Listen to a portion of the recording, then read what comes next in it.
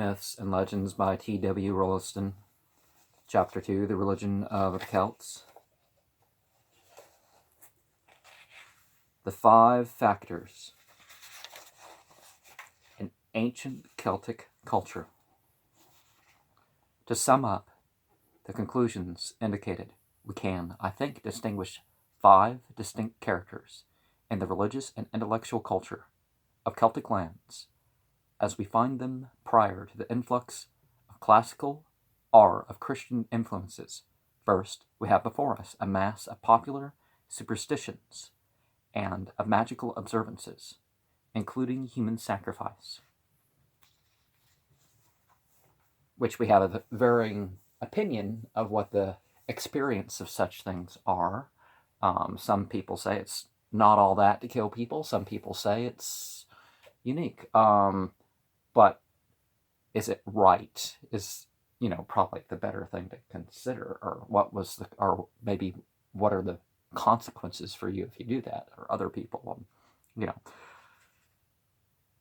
These varied more or less from place to place, centering as they did largely on local features, which were regarded as embodiments or vehicles of divine or diabolic power.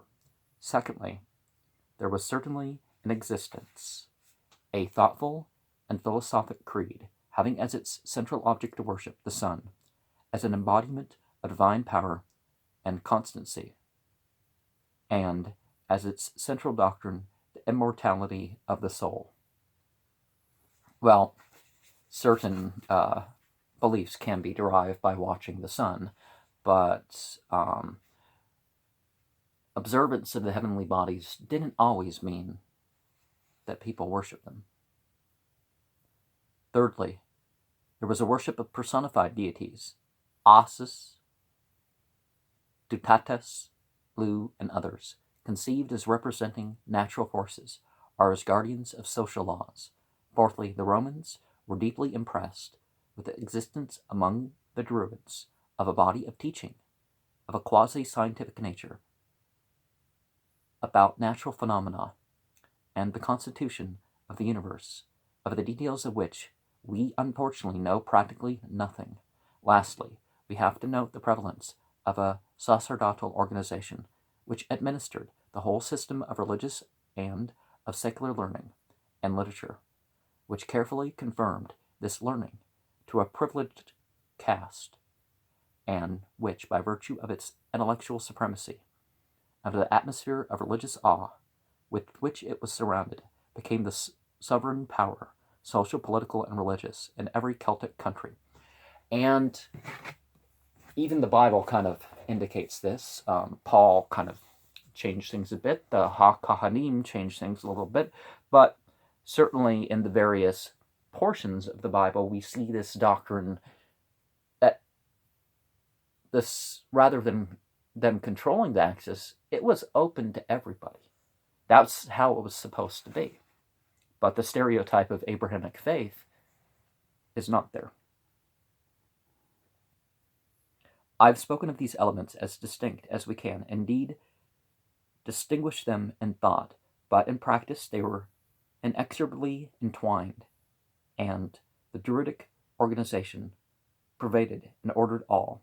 Can we now, it may be asked, distinguish among them what is of Celtic and what of pre-Celtic, and probably non-Aryan origin?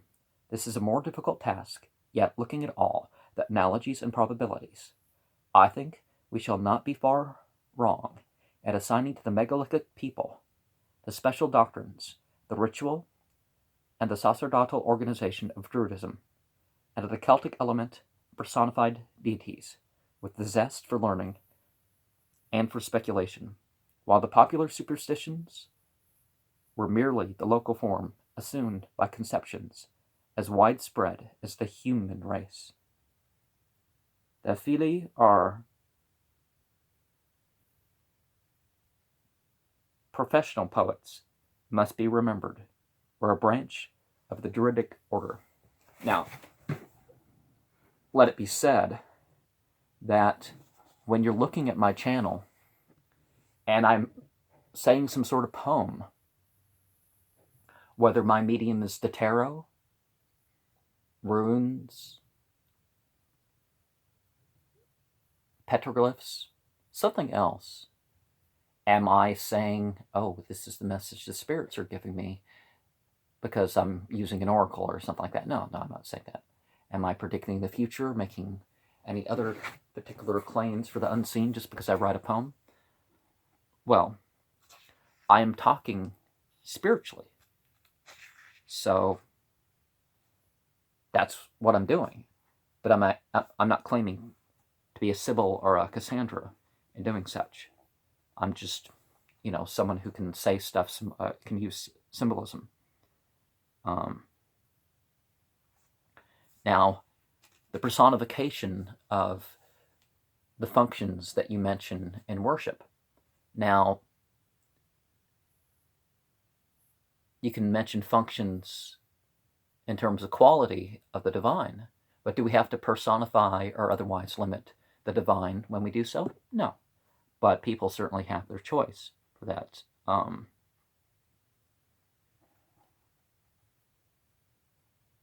And science. One of the things that didn't quite happen so much with Christianity was the constant mythologization of the natural world. There was sort of a separation because, as it says in Corinthians, the God of this world and age has deceived them. Well, no, we've been deceived about the God of this world and age and taught to treat that it is, the enemy.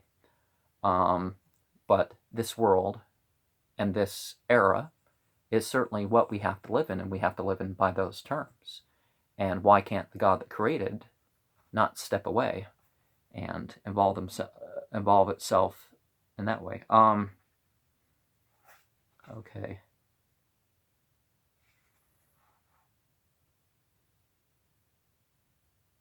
So, superstition, just because something survived, just because we have an idea that we can manipulate, either by sympathetic mention, praying for things, to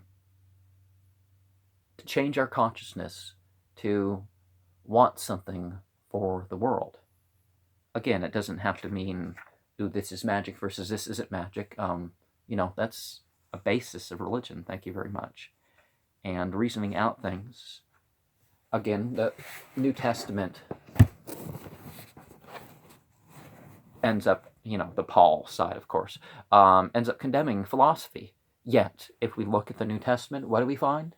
We find pre-Socratic, Socratic, Platonic, Aristotelian philosophy. We find the Stoic. We find the hedonist. We find the Epicurean, which is a particular type of hedonist. And, well, we can basically narrow it down to those types. But then Paul's all, well, don't use philosophy. It's like, but the Catholic Church continued to use philosophy, but it was like, oh, you had to be very careful. So, now you got to be careful reasoning out baseless speculations. That's not what I'm talking about, but philosophy as in a method. And as I may say in a video later this week, or I guess probably next week, at the start of next week, is that a theory is something greater than a fact can ever be. You know why? Because a theory is the use of facts. People are just saying stuff because it might be. I'm taking a wild guess.